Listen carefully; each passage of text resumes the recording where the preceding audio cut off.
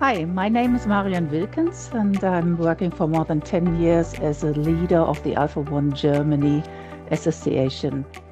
As a newly appointed patient advocate within ERN-LUNG, I believe 2026 should focus on three key priorities: reducing diagnostic delays, strengthening cross-border expertise, and embedding patient-centered care in every work stream. First, earlier and more accurate diagnosis remains critical.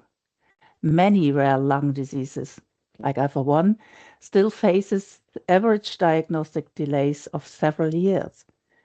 ERN-LUNG can play a stronger role in promoting shared diagnostic pathways, increasing awareness and among general pulmonologists, and supporting access to genetic testing where appropriate. Second, digital collaboration tools and case discussions around national reference centers should be further strengthened to ensure that expertise travels even when we as a patient cannot. Third, I would like to see a continued shift from treating the disease to support the person, including quality of life, mental health, rehab, and social participation as measurable outcomes. Being part of the European Reference Network is a unique opportunity to bridge national and European perspectives.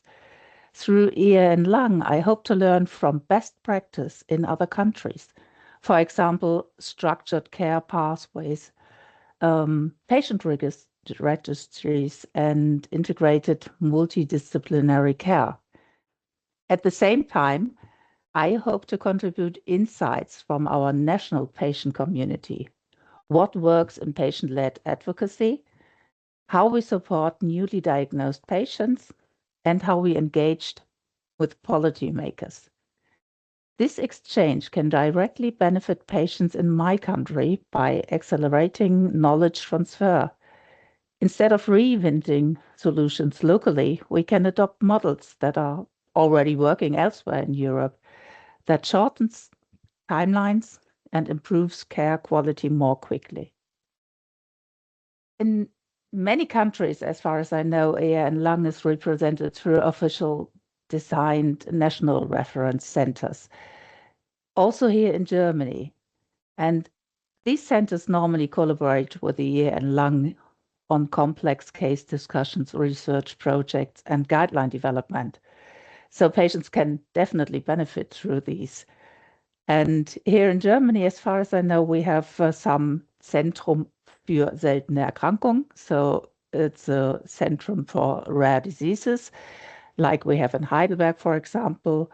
We have one for bronchiectasis in Hanover and a special one for Alpha1 in Hamburg. And we also have here in Germany special Alpha1 centers, for example. And we want to have also centers which are looking for the bronchiectasis. But special ERN groups, so the DRN, which is the Deutsche Reference Network, we only have a few ones and over the country. Alpha-1 antitrypsin deficiency occupies a unique space within rare lung diseases because it combines genetic, pulmonary, and sometimes hepatic aspects. The Alpha-1 community brings strong experience in genetic counseling, family screening, and long-term disease management. We also have a history of international collaboration and registry-based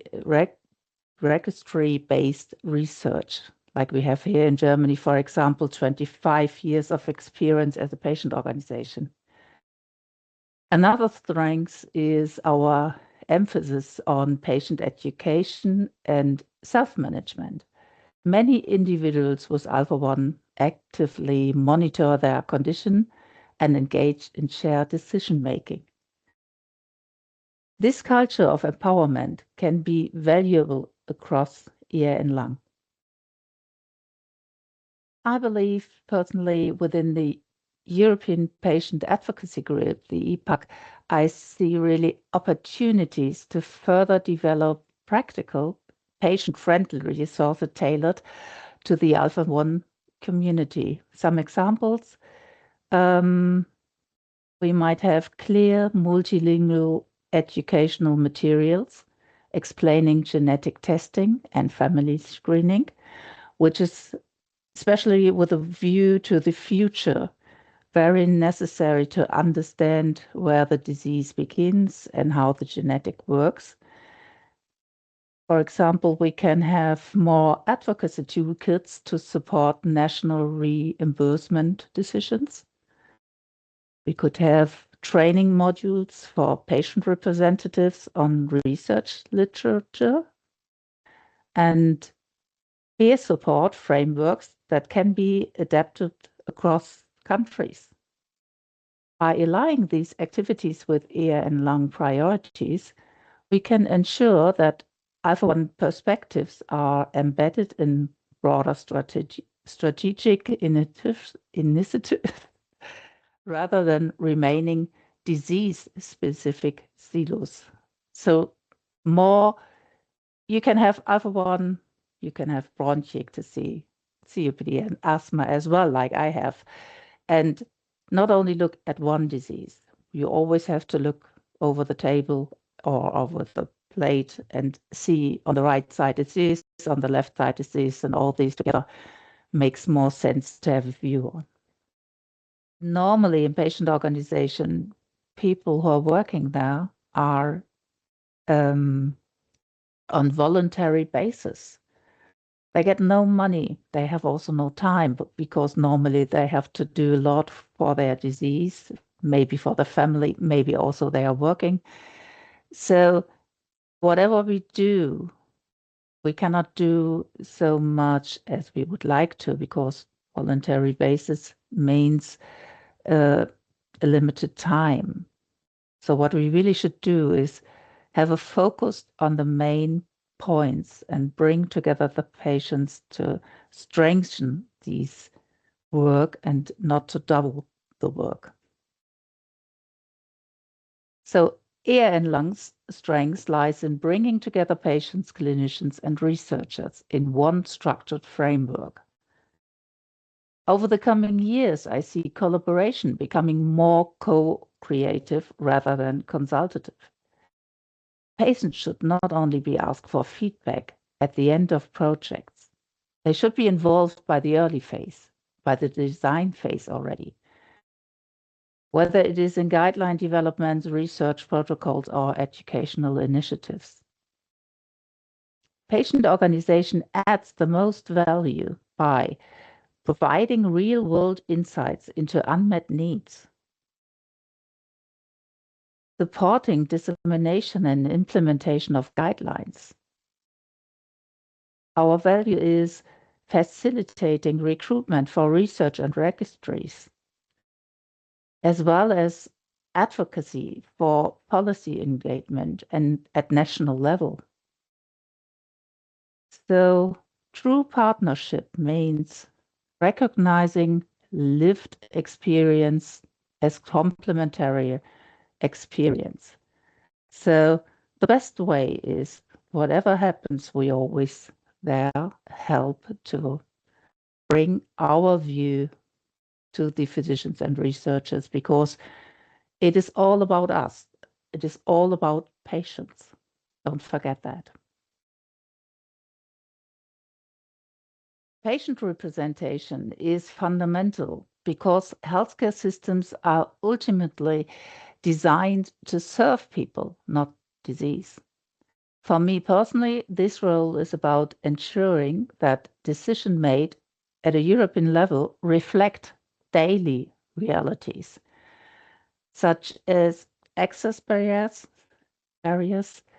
diagnostic uncertainty, or the psychological burden of living with a rare condition or with a chronic lung disease. Patient advocates can meaningfully influence European decision-making by being structured, evidence-informed, and collaborative. When we combine personal experience with data and constructive proposals, our voice carries weight. Success for me would mean that Alpha1 is consistently considered within broader rare lung strategies. Diagnostic delay is measurably reduced. Cross-border experience is accessibility in practice, not only in theory.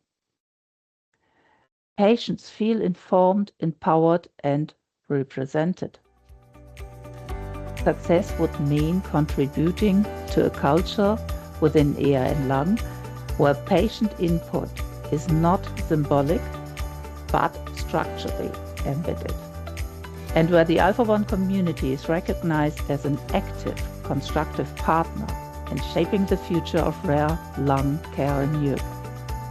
And personally, I see my role as a bridge between medical experience and the lived reality of patients, working together to develop better and more patient-centered solutions.